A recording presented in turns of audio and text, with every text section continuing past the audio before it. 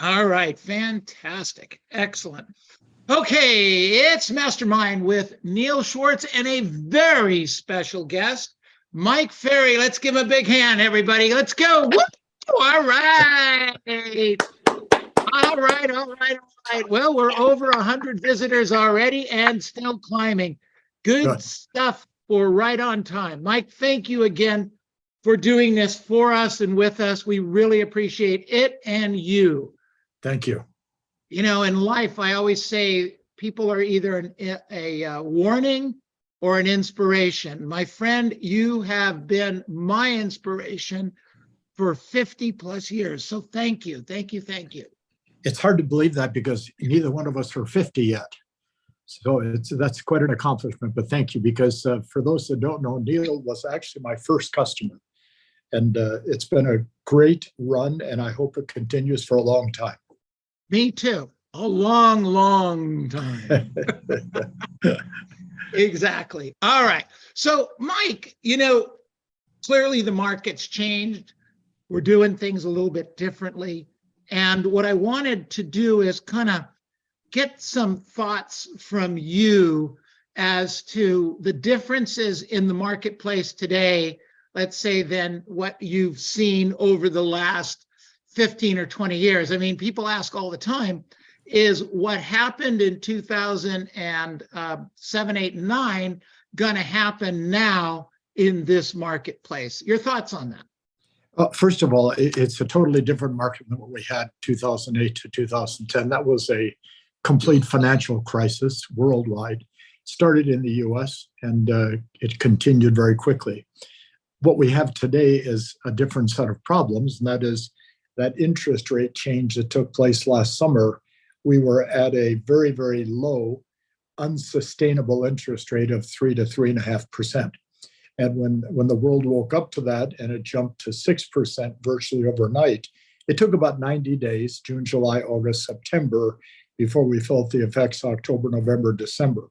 And the effect was deals falling apart. You know, for an agent that does 4 deals a year and they have one fall apart, it's devastating on their well-being and their attitude, their financial life, etc.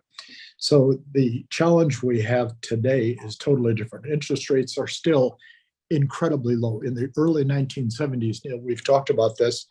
I was closing deals as a real estate agent at 18% FHA 30-year fixed loan. And we didn't even think about it because that was the rate. So I think that today's market is an attitude of agents problem more than a public problem regarding real estate. The attitude of agents. But I think also when you have 1.6 million agents today, 2007, we had probably 1 million agents, and you've added 600,000, in this case, bodies, more than actual real estate salespeople, and each one does a half a deal. It really dilutes the market terribly. So it's an interesting challenge for those of you that are working every day, because you have to do a little bit more to maintain what you had before. And that's the hardest message that I'm going to give. Go ahead. Sorry. I said this morning to some people, if you add 1 hour to the morning, 1 hour to the afternoon in your work time, you're adding almost a month to the year. That's true. However, you have to do something in those hours. Well, picky. So that's really, actually, I wrote this down earlier today when I was thinking about our call today. Some people, clearly not all people, but some people think business will show up without doing the activities. How can we help them bridge that gap and convince them that's never going to happen? Look at their bank account. I mean, Okay. you know, let's face it, the average per person productivity, even though we're going to do 4.7, 4.8 million transactions this year, if you take that and divide it by 1.7 million agents, you know, there's a lot of people add to their bank account. And the hardest part of what you and I do and Robert does and all the broker managers inside C21 Masters and all of our competitors. We have to keep selling the message that the effort that we put in today has to be at a much more intense, much more competitive behavior pattern, and with a real strong positive attitude that if I keep doing this, it's going to work. And the truth is, it does work, as we saw from some of the wins that we heard about before we started today. So the real challenge we have, Neil, as you and I have talked many times, it's an inventory problem. And a lack of inventory with an excessive number of buyers is a bad makeup. So really what we have to solve is the inventory problem, and that's driven by the interest rates that were lower before in the post-COVID buyers that represented probably 2 million buyers in about 18 months. So it's an interesting challenge, but I think the real truth is we have to keep selling each other, we have to keep selling ourselves, and we have to keep the attitude that this is going to work no matter what else is going on in the market. Absolutely. We've talked about this actually a little recently, that agents need what you do more today than ever before and can afford it least. Okay. Right. What I want to ask you is, how do we convince them that all of us need some coaching, accountability, whether you get it from the office or you get it from your organization, or you get it from your organization and, our organization, which is what a lot of the top agents get, is how do we bridge that gap that this really isn't a cost and you're really not trying to get in their pocket. This is where agents, I think, fall down a little bit. They think you're trying to get rich off of them. You're already rich. You want to help them get rich. Can you talk a little bit about bridging that gap? Well, I think the challenge is always that we attract a tremendous number of enthusiastic, non-business, non-salespeople to real estate.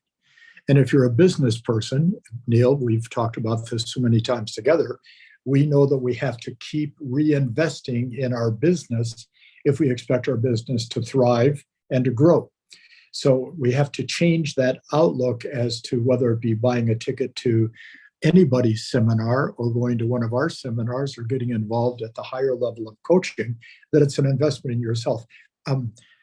Business people are always investing a major portion of the money they make in their business and themselves. Salespeople understand the importance of investing in trying to improve the quality of their business and their skills. Non-business people, non-salespeople, Neil, last year in the seminars we had to reignite because we were off for a year because of COVID. I would ask every day, how many people have a direct sales background? And if I had 500 people in the room, there were maybe 10 people that understand what you and I are conversing about at this time. So my recommendation is spend whatever you have to spend to invest in yourself, so the future is not only brighter, it's more productive and profitable. You got to understand, you got to take care of yourself and your family by learning how to do this job. It's a tough business in a good market, normal market, bad market, because the best are getting better.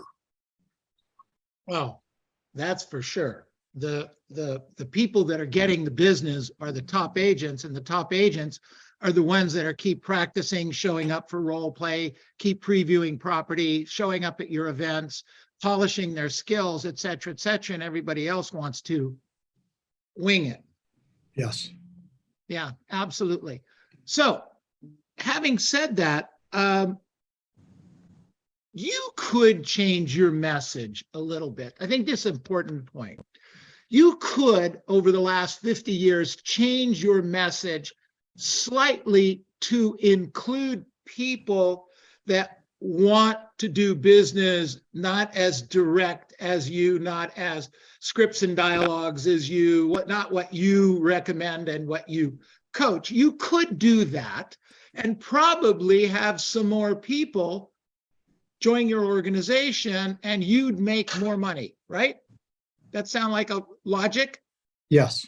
Okay. However, you choose emphatically and actually fire coaches that don't use your methods, use your way of doing business, even in the face of that, because you know what you teach helps people make money for their family and for themselves. Why do you do that? Where does that come from in you? One of the things that I did in my youth, and for me, that was now 50 years ago, I started studying coaches, not coaches in real estate, because you and I didn't exist as coaches in real estate.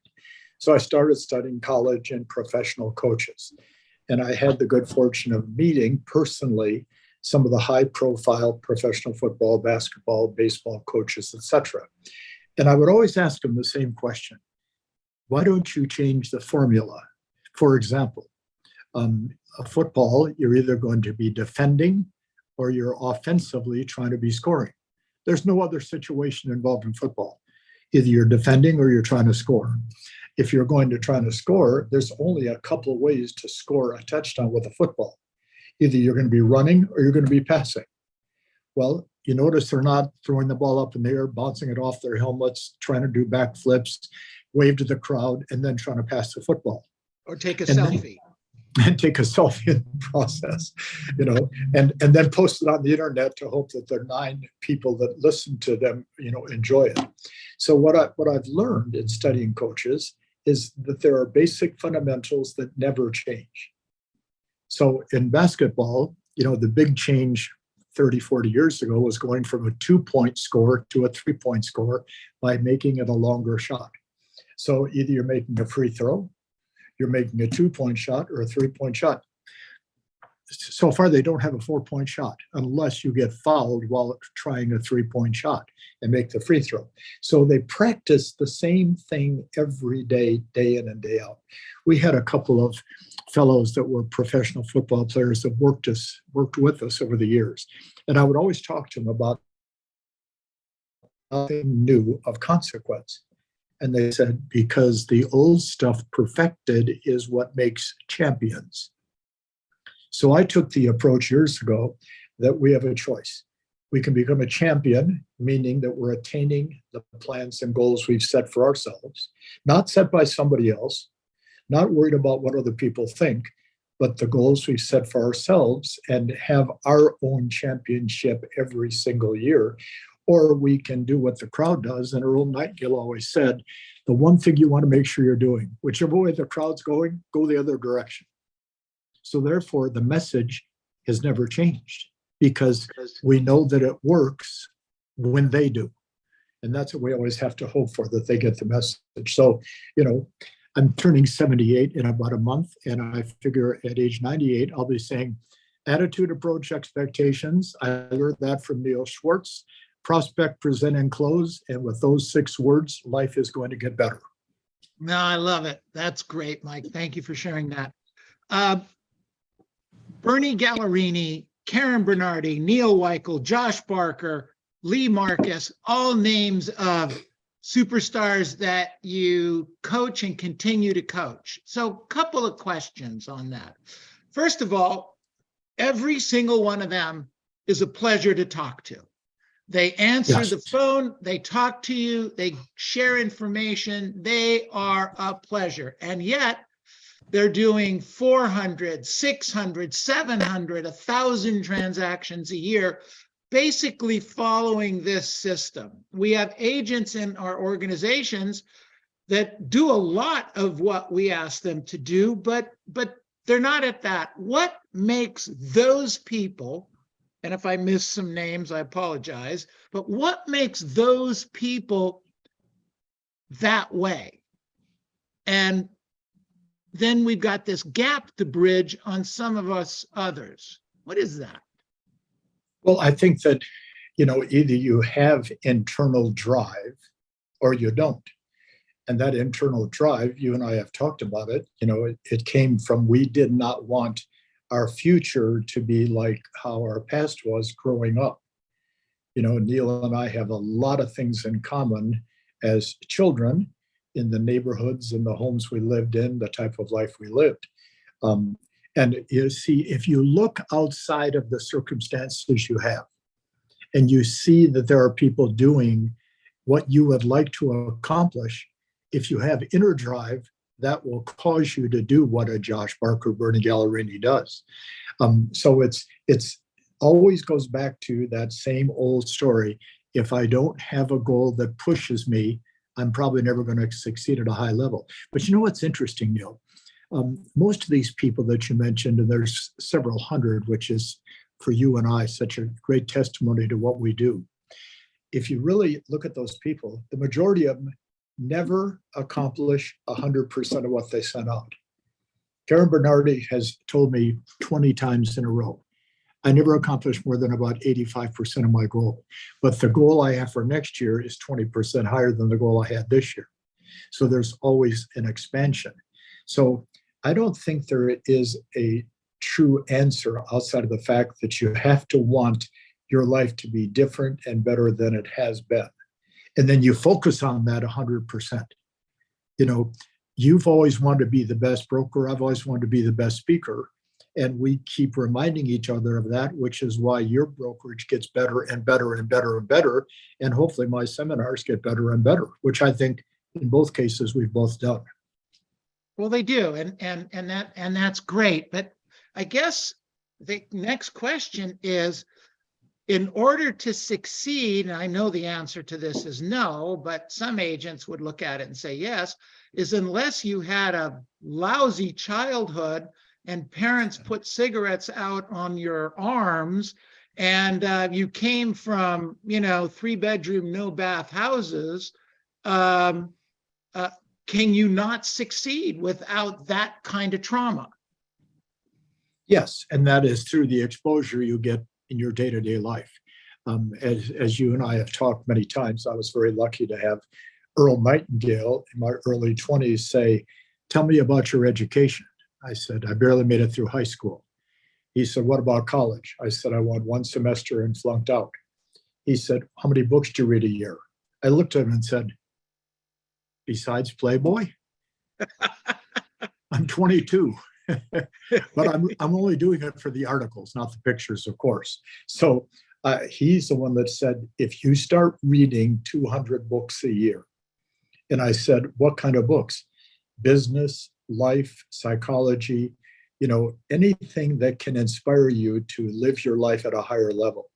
So I was very lucky, and every person watching today and watches in the future still has the opportunity, whether it be meeting other successful people on purpose, having a plan on what you're going to ask and listen to, reading books of consequence, going to events and seminars where you get to meet other people and be exposed to great ideas. It's never too late to improve the quality of your life. And that's the hardest message to get through, because what you and I have heard for years is, well, Mike, I'm going to turn 50 soon. Well, then get in a casket and wait with that attitude. But if you want to make sure that you're never getting in that casket, take what we do and go start planning it and doing it. Exposure is the answer to almost every problem people have. Interesting. Absolutely. So what makes Mike Ferry, would you say, is exposure? I've got to meet and even today, I'll go out of my way to meet people that are considered highly successful in any field of endeavor, because I always feel I can walk away with something of value, whether it be something for myself and my family and my business, or to share with friends and great clients like yourself. So I think that I'm lucky that I'm still looking today. If you're still looking, you're going to grow. And if you're going to grow, you're going to succeed. So I've never stopped looking. So Mike, a new agent, what occurred to me just then when you said that, a new agent or newer agent doesn't have any money, doesn't have any life experiences, maybe doesn't come from a family that can open doors for them, et cetera. Maybe like me, they came from, maybe Pico Rivera. It's like, what recommendation, how could they get started building this life of contacts, so to speak, exposures? Well, I think next to the Bible, the best-selling book probably in the history, at least of what we would know, would be the book Think and Grow Rich by Napoleon Hill. I don't think I've shared this with you, Neil, but about 10 years ago, Sabrina gave me a wonderful gift at my birthday. And she gave me a original signed copy by Napoleon Hill of Think and Grow Rich, first edition. And I've had it up on my shelf on a stand ever since then. I've read the book over 100 times. And I've never read the book when I didn't underline a different idea, a different thought, a different thing that I could do. So watch, you can go online and read the book. I don't think you even have to pay for it because there's so many good, solid versions of the book. So people say to me, I don't have the money. I always say, well, there's a library. Have you ever walked in the front door? They usually don't charge to get a library card. Go to the personal development section, go to the business section, go to the sales section, and look at a title of a book that interests you, check it out, and read it. But then it's more than just reading one. It's saying, I want to read one a month. And then in a year or two, you're reading 2 a month, and then 3 a month. And pretty soon, your reading is the exposure that gives you the confidence to go talk to people like Neil Schwartz. You know what I find, Mike, and you know, it was actually in our relationship, what started was I just asked you for lunch 1,000 years ago. Yeah. And then I asked you, I don't know, 6 months or 8 months later, you know, after we'd had a couple lunches at different events. I know it's hard to do that now, but I said, well, how come you went to lunch with me? And you said, nobody ever asks me. You remember that? And it's true. I remember one of our lunches at a little hotel at Ontario Airport back in the beginning. I remember the day plain as if it was yesterday. But, you know, I was lucky because Earl Nightingale, Mike Vance, Gunther Kloss, Larry Wilson, these types of people said, Mike, just walk up and say hello, put your shake and say, can I ask you a question? And the people that you mentioned that are such great producers today, they come to our events, they'll be sitting in the front of the room, and anybody can walk up and shake hands and ask a question. And 9 times out of 10, they're going to give you a straight, powerful answer that, if applied, would affect their life. So they can read books. They can, hey, Neil, I tell people all the time, if you really are in a hardship and you want to come to one of my events, call me. You'll come as my guest. Now, I might get 100 calls today because of this, and I'm fine with that, okay? Because I don't need their money. What I need is their response, because their 100%. response tells me which direction we're going to go. Now, you've always been that way and always done those kinds of things. This is great. So, Mike, you open to a few questions? Of course, yes. Excellent. All right. Questions for Mike Ferry, things that you always wanted to ask, but didn't have the guts to. I have a comment, if that's okay. Of course, Yvette. Okay. I don't know if you remember me, Mike Ferry. My picture's not there, but you might remember my voice. My husband and I attend your events quite often. And I sent you an email because I also wanted Neil to know, and also the group to know, that probably about 2 years ago, you had given me unknowingly the best advice ever in terms of being a listing agent and giving information to the seller. So what you said is to put a posted on the listing agreement and to say, please sign here. Yeah. We will discuss once I arrive. So I started doing that. And I can tell you that I have had all of my listing agreements signed this year, except for one, and she's stupid. But every one of them.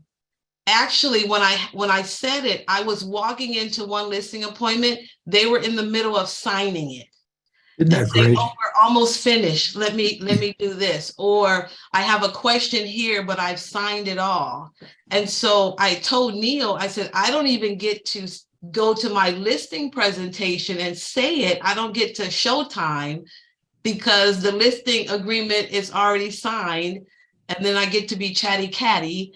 And then, we're looking at the property and doing things that you don't want me to do. But you follow what I'm saying is that, and I've heard you say this maybe a couple of times, but that day, at that time, at that moment, it resonated with me, and it has made me a better agent because, yeah, to the seller, I'm very confident, and, I'm here for business, and let's get this thing done. So that was awesome.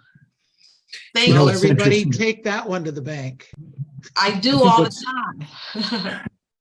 what's interesting about what you're saying is it solidifies what I said earlier. If they practice passing the football every day repetitively, they don't always catch it. They don't always score a touchdown. But if they keep doing it, it's going to work. And you never know.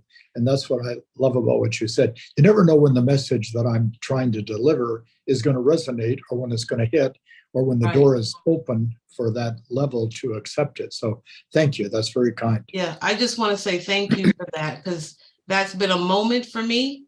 And I always repeat it to people. So, and it's made my life easier. Good. So I Thank you. appreciate it. Thank you, Absolutely. Yvette. Thanks for sharing. Good stuff. Great answer, Mike. Thank you.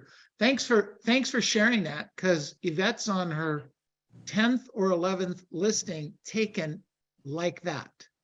So That's it's not good. one or two. It's not one or two. Hold on 1 second, love. Let me. Good. Robert, you can stretch in just a second.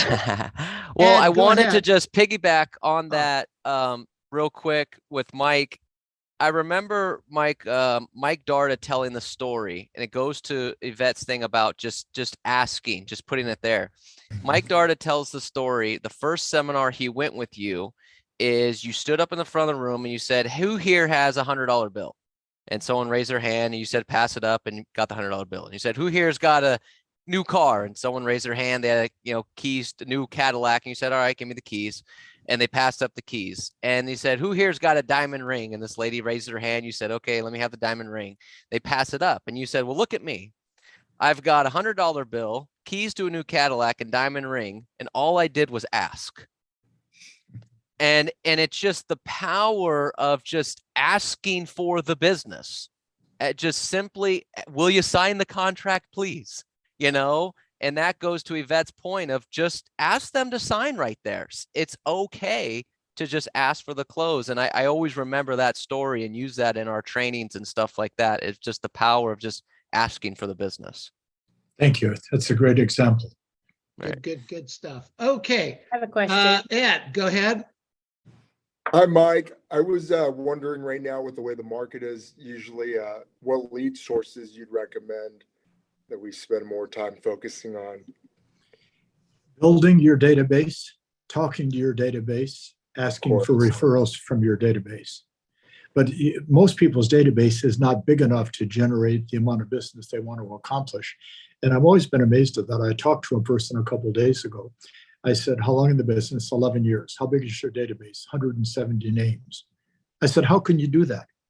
How can you only have 170 names?" She goes, "Well, most people don't qualify." I said, "Qualify for what?" To get information on the market that you can share, to ask questions about who they know that is considering moving. So the primary thing we start talking about during COVID and post-COVID, build your database, talk to your database, ask for referrals. And then second is, whatever it is, by phone or in person, talk to the people around the transactions you have, because the interest in real estate by the public is probably the highest we've ever seen. Okay. Now, that doesn't mean they're all going to do something, but their interest. So just listed, just sold, doors and phones, with your energy, your enthusiasm, your smile, is going to get you leads every day. Jim Bim, who was on this call with us today, and his boys are prime examples. 90 listings in the first 3 months of the year that they've taken. but it's because they work the database, because Jim has a large one, and they do the just listed, just sold. So start with those two, and then as they succeed, then you start to Great answer. Thanks, Ed. Hey, Mike, actually, Weston Bim, one of Jim's sons, had a question for you. What are the basic fundamentals every agent should build upon? prospect, present, and close. You And start when they get adding that, things then what? like, and then you add things like more aggressive lead follow-up and being willing to leads. And you add to that the pre-qualifying process where you discover if there is motivation, what that motivation is. Then you add to that, obviously, perfecting the presentation, getting stronger and stronger in your approach. And then you add to that handling objections. And then you add to that negotiating. But it all starts with prospect, present, and close. And then as you master those three, you start adding your skill set to the other areas. Okay, good. Great question. Thank you, Mike. Melinda asked, what are some of the best ways that an agent can build confidence when they feel they're off tempo? Well, we always know that knowledge equals confidence. We know that practice and role play builds confidence. So if anybody that is lacking confidence, which by the way is a normal human emotional response to life. Okay, something happens, you have two transactions that you're counting on and one falls apart. It hurts. It has an effect on your confidence. So as soon as you have that effect, rewrite your goals and visualize them, because I still do that today almost every day, what I want to accomplish for the day and for the week and the month and the year. But second is to go back and role play and practice, because that gets you reinvested in the business.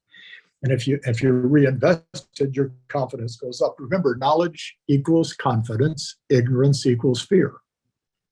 So what are you afraid of? What are you ignorant of that can be overcome through role play practice, good scripts, dialogues, etc.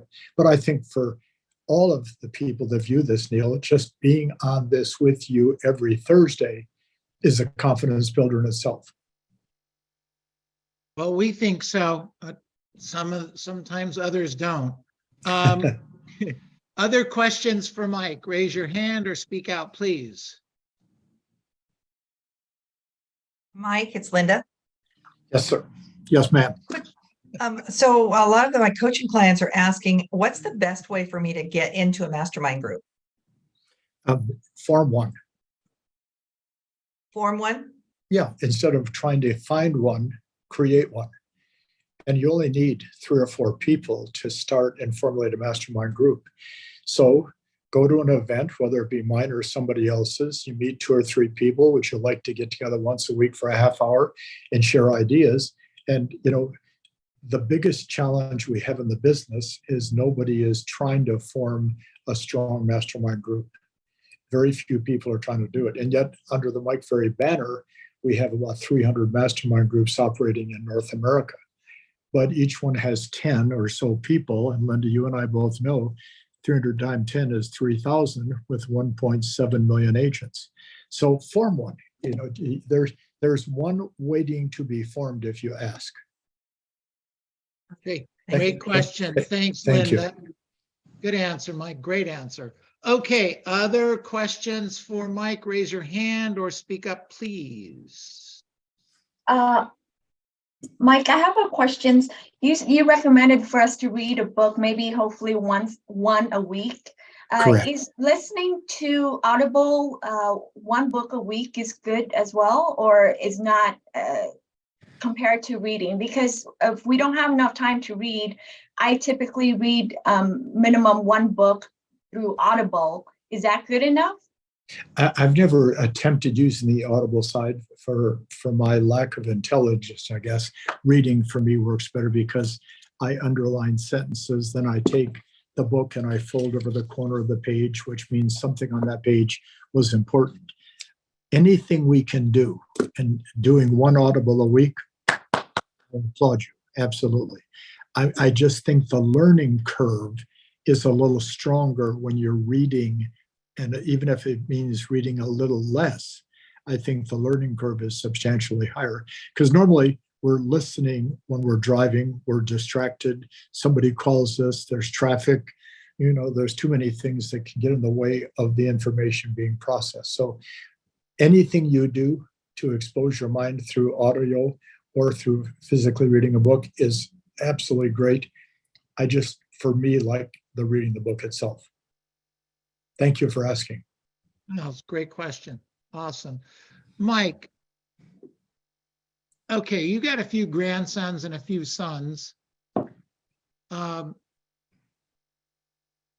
Business team is 9-2, boys to girls. 9-2 now? Yes, 9-2, boys to girls. Wow, I'm 4-4. You're always ahead.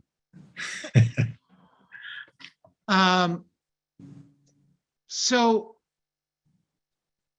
you want to give information, and agents want the truth. Okay, they say, well, okay, tell me the truth. Tell me how it is. Tell me how you would be telling your grandchildren. You've got a brand new agent or newer agent, and you've got some knowledge to impart to them to get started or restart themselves right now. Truth is that little more than half the agents in all the offices are not making any money in the last 12 months. That's an absolute fact. And anybody Yes. wants to challenge me on it, find me and I'll open my computer and show them exactly what I'm talking about. But the question to you is, if you're talking to your grandchildren, and I know you don't give them different advice, but some of the agents on this call will think that, what would you suggest that they do in the next 30, 60 days to change what's going on in their world? Well, you made a statement, everybody wants the truth until you give it to them. That's a good point. And I think that's something we always have to remember, and that's not being critical. It's just that we process information, and some we choose to accept, some we choose not to. I have a grandson graduating from the University of Delaware in about 2 weeks, which will fly back for the graduation. I have a grandson graduating a week later from SMU in Dallas, which we'll fly to for the graduation. And one of the things that I've been thinking about is, what do I say to them besides congratulations? Because when these two particular young men graduated from high school, we were there for their high school graduation. And I was lucky enough to greet them as they came off the stage. And I said to both of them the same thing. It's not what you say you're going to do that's going to make a difference. It's what you do that makes a difference. So as you look at the next 3 to 5 years, if you're going to continue your education, don't talk about it, accept it, and do something with it, and do something about it. And both of them are getting degrees. I mean, they've fully graduated, which in my family, these are the first two that have ever had that happen. So I think the biggest thing, Neil, is if we really want to give, in this case, my 9 grandsons and 2 granddaughters who are very small, they're less than 2 years old, good advice: don't tell me what you're going to do. Show me and let me discover what you're accomplishing. I think it'll make a much bigger difference. Absolutely great advice. Thank you. Fantastic. Sage advice, I would say. Thank you. Mike, we have an event coming up May 5th where you're doing a live talk for us. And we put the link in the chat box if anyone wants to sign up and come. There's no charge. We're hosting it and we'd love to see you. But you're also having a superstar retreat here in a few weeks. Yes, coming up in July. It's been fun as I put this agenda together for the Superstar Retreat, because what I'm going to talk about is a specific plan. I'm going to ask everybody to write down the numbers, 25, 50, 75, 100. And then I'm going to say to them, how many listings in the next 12 months do you want to take? Which of those 4 categories do you want to fall into? And circle one of those 4 numbers. And over the course of the next 4 days, I'm going to give each person in the room a very specific plan. And right now I'm at about 14 to 15 steps per plan that if they follow them, Neil, they're going to accomplish that goal. And then we're going to have on the stage each day 2 people individually, morning and afternoon, that have accomplished that plan and achieved those numbers. Because I think the most important part of our retreats today is having good people on the stage that can validate those things that we talk about. So it's going to be a very basic, fundamental, very strong retreat coming up in July. And I know all of you and Randy's agents will be there, and I hope the rest of the people viewing can attend. All right, fantastic. Okay, everyone, unmute yourselves, please. Let's give them a big hand. All right. Thank you, Mike.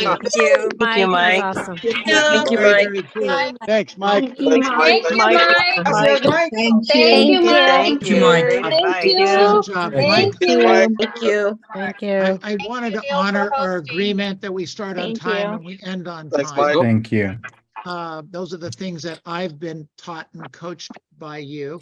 What we're going to do right now is we take a few minutes and we go around the room, so to speak, and we ask all the agents, what did they learn from this time? You're welcome to hang Don't out, ask me. listen, or take off, okay?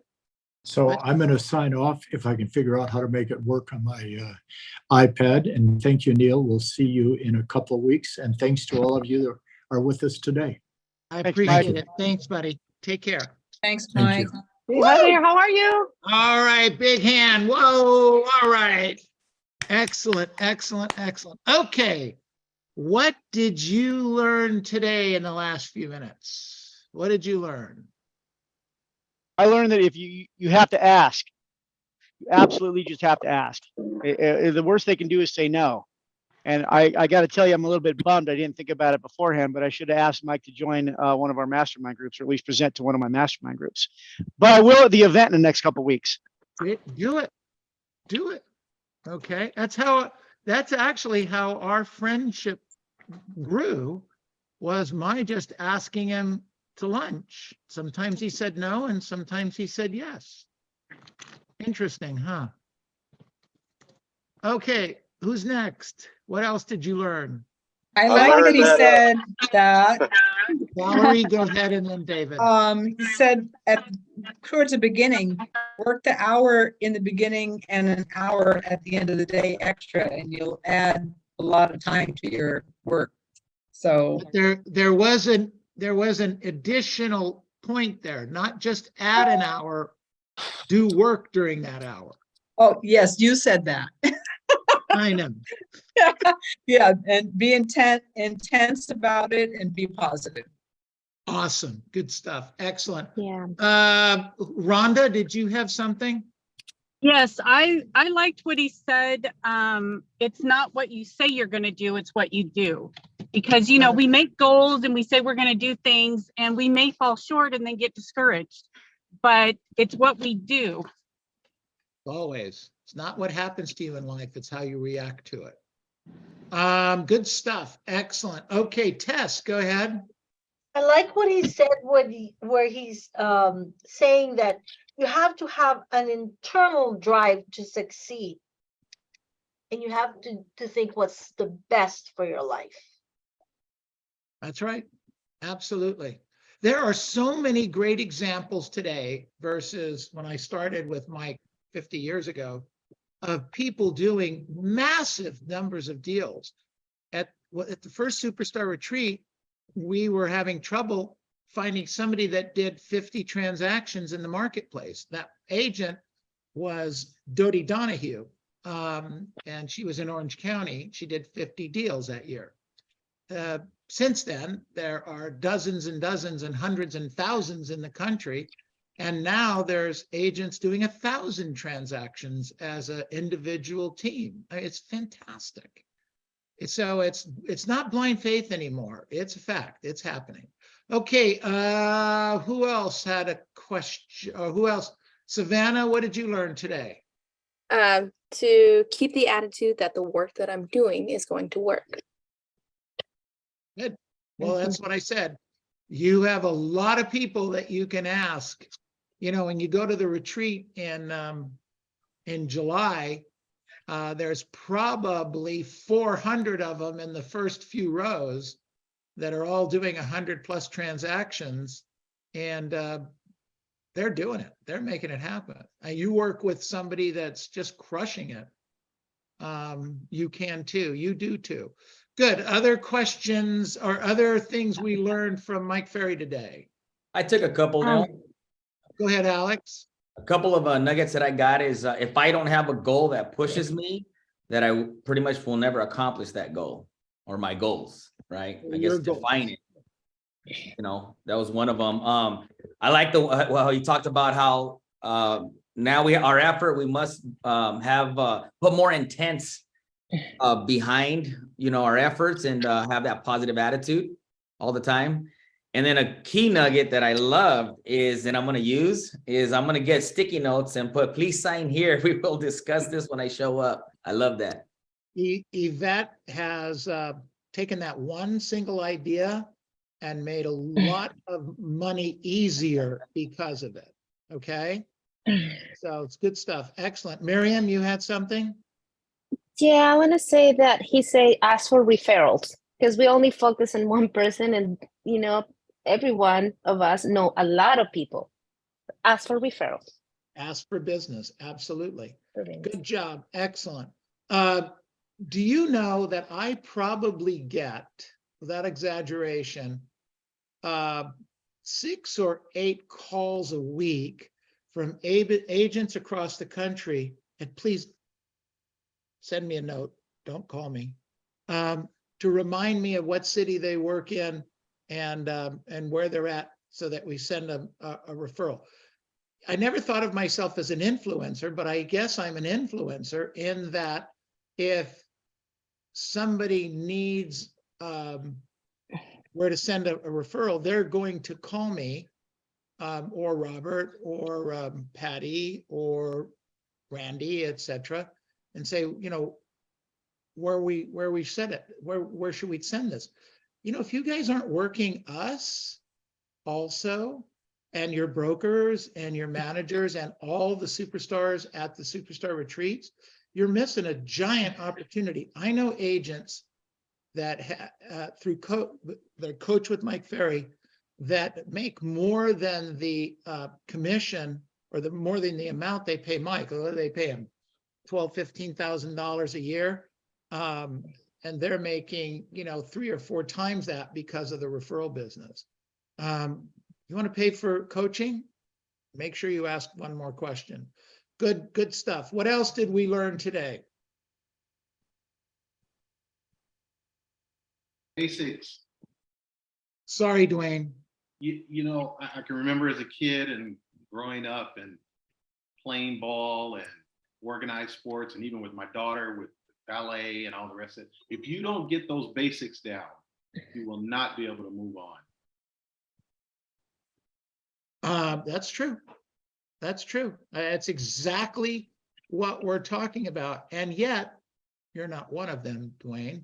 There are agents that don't come to role play and work on learning the scripts and dialogues every day. It's there, it's consistent, it's free.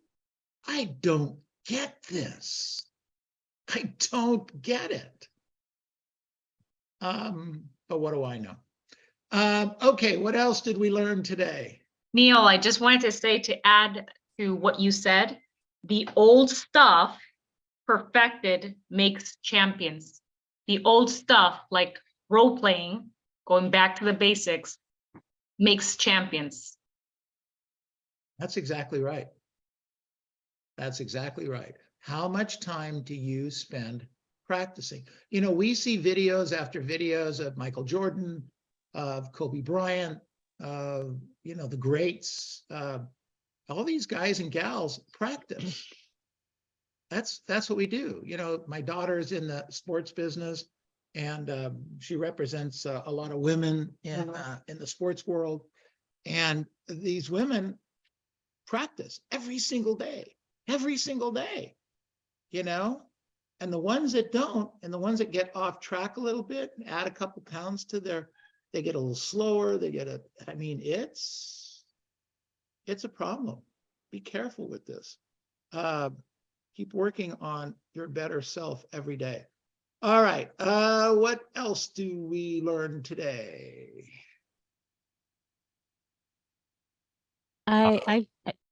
This is Alicia. I just wanted to, a The couple of things focus that I got to was be focused 100% on the goal to be better and better. 1 second, Caesar. Alicia was talking and then you. Okay, sorry. That's okay. I thought it was interesting that he said there's 1.6 agents today. There'll be 4.8 million transactions and 1.7 million agents or something like that to the numbers. I might be a little off, but I know he said 4.8 million transactions. So that lets you know that there's a lot of business available. And then the other, which was really interesting to hear. And the other thing that I thought was important is that he said business people are always investing in themselves to learn to do this job. So it's not something that's given. It's something that we have to continuously practice. And the other thing that I thought was interesting is how many books he reads, going from one book and then now 200 books. So I thought that was pretty interesting. That was a year. A year, I know. He's year. read thousands of books, recommends 100, but he's read thousands of books, picks up an idea and then moves on. I've gone to things with him. We go to the mall or something in a city and he'll go straight for a bookstore. And that's, he'll buy a few books. Or now with the Kindle, it's a little sad because you don't get to walk into somebody's house and see a bookshelf of books. So you don't get to kind of get a glimpse of what they're interested in, what's in their mind. So that's a little different. I used to do that when I previewed coffee all the time. Yeah, that's what I Anyway, did too. I'm just sitting here rambling. Okay, let's. Neil, I have a question. Sorry. Yes, go ahead. Regarding reading books, what can I do that I can read? And I don't know. I read faster. I'm a very slow reader. I can't finish. You mean to read faster? Yeah, I mean, is there any course that I have to take? Because there's a and I don't know if it's still around. It used to be called Evelyn Wood Speed Reading. And maybe I'm dating myself. My wife says I'm dating myself again. Yeah, it was totally good. Date yourself. Anyway, Evelyn Wood Speed Reading. But if you just type into Google speed reading, you'll find it. Look, I'm not a fast reader. I'm just a consistent reader. So I just keep reading and you get through it. So let's not look at the negatives. Let's look at the positives. Just keep reading until you get a little better at it. If English is a second language, I don't know, Kaz, maybe that's a different issue, but go from there. Okay. Thank you so much. We have a couple of things. One, if you haven't signed up for the Mike Ferry event on May the 5th, we've got Mike for 2 hours in Pomona. Usually we do this in Orange County or the Inland Empire. This year it's in Pomona for us. So join us. It's a cool facility, nice stuff. Mike's going to bring his A game. He always does. But, I got to remind you that, he's going to bring some really good stuff for us to learn. And then the Superstar Retreat, they're probably going to offer some kind of a discount to us because that's what he does for our group. And we have, who's up next for our open mic? I am Neil. Okay, Armin. You're only down to Anybody else have any questions? 19 minutes, Armin. You got it down to 19 minutes. Do you need my help, Arman? I can help you. I can give it 5 questions. All right, everybody. Good job. Thank you much.